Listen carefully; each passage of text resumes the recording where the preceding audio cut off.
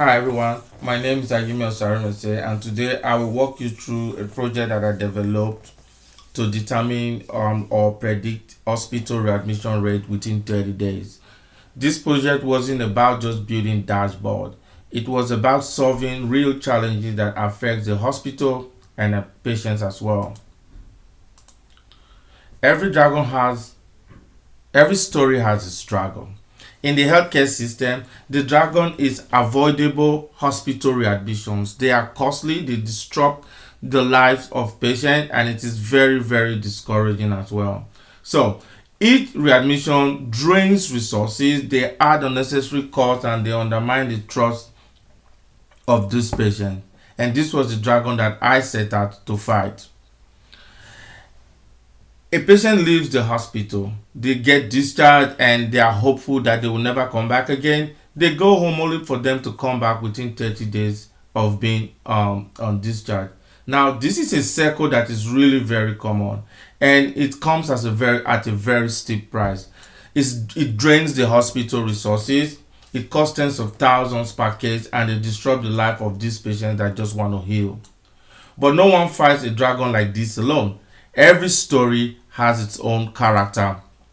In this story, there are three characters: the patients. These are just vulnerable ones that are simply just wanting to recover and stay home safely without facing another hospital stay. Then we have the hospital leadership. They are just determined to improve the outcomes of this readmission rate, but they are also very overwhelmed by fragmented data and slow reporting. And that is me. My role is to step in as an analyst, as a storyteller, and I'm tasked with just turning this raw data into a radar system that leadership could use or rely on at every given point in time. So, but like every story, the battle wasn't just simple. We had a lot of things to contend with. We had three major conflicts. The first one was nature.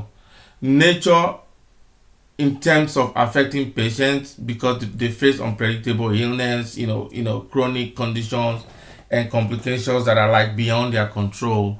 We had to also face issues like the society. These are just hospital being under pressure from insurance company, rising costs, and like strict regulations that are out there.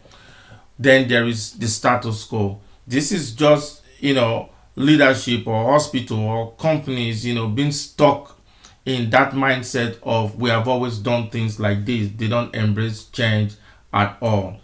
So how do we fight a dragon this powerful? Well, every hero needs a weapon. For me, my weapon was the predictive dashboard. It was my radar system that was able to uncover those things that were hidden. At the core of this predictive dashboard, we had four major KPIs. We had the readmission rate, which was the strength of this dragon. We also had the average cost per readmission, which was like the hidden cost of this battle. Then there was average length of stay, just the pressure that was mounted on the defenses. However, every dragon has a weak spot. So we were able to spot the dragon's weak spot, which was the high risk percentage. This helped in identifying those patients that would likely return to this hospital. But KPIs alone wasn't enough. The real breakthrough that we uncovered came when we were able to map the dragon's territory. And we did that by slicing the data by age, race, insurance, and state. And they revealed those areas and those groups that are within the high risk population. Now let me show you on my live dashboard how this looked like in practice. On the left hand side, you can see the KPIs. The 30-day readmission rate on this dashboard is 10.3%, which is just the system average. We also have another system average here, and that's $22,000. That's the cost per readmission on the average. Now we have the high risk percentage is 18.2% as well. So we built two business cases for this project. The first case was for young patients the first case was for young patients. So if I filter the data by Aetna and African American patients, we will discover that the readmission rate drops by just 6%, and this is a 42% decrease from the overall system average of 10.3%.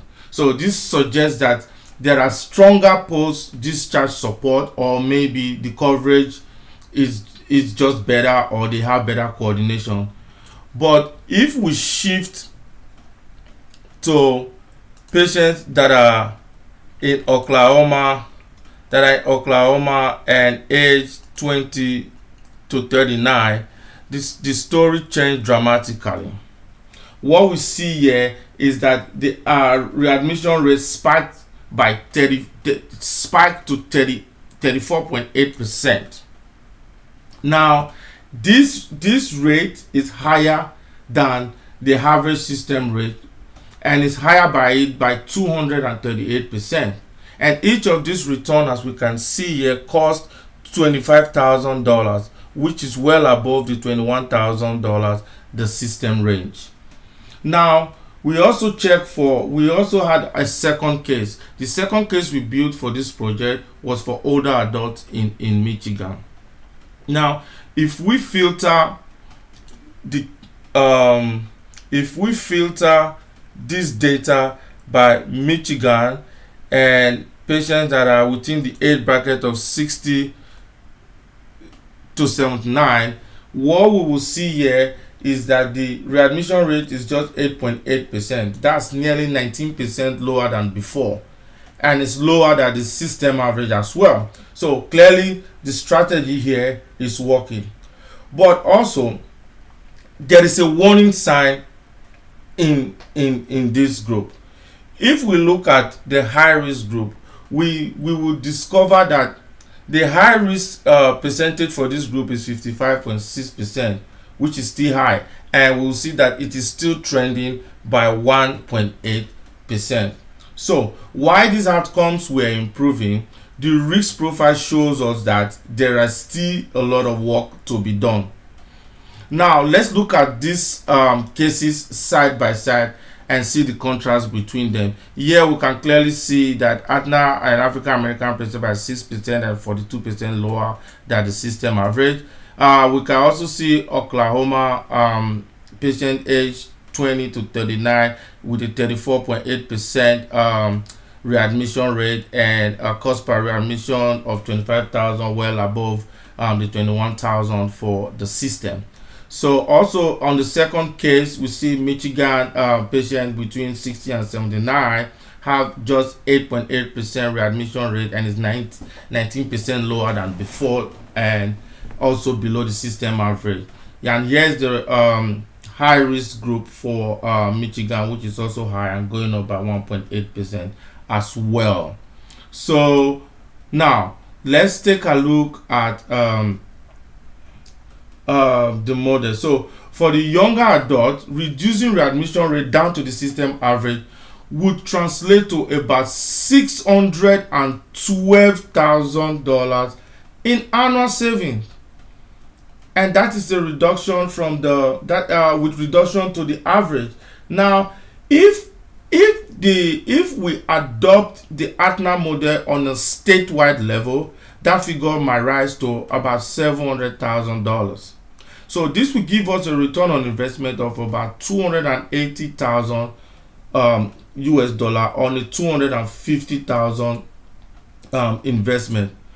Now, consequently, if we look at the second case for Michigan for older adults, so if we suggested that if we reduce the high risk population by just 10%, that will equate to a saving of about $260,000 annually, and that's for and with just a $30,000 investment in like predictive care tools, we could deliver a 766% return on investment.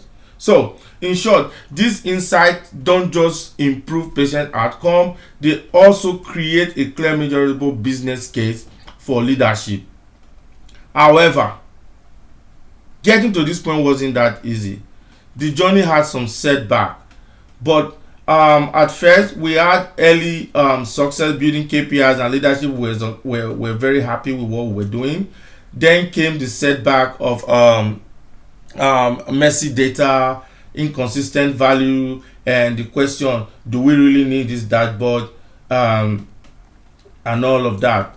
And that result, and that trust led us to the real result that we are going to show on this slide. Now, the result, we had some breakthrough and some achievement from this project.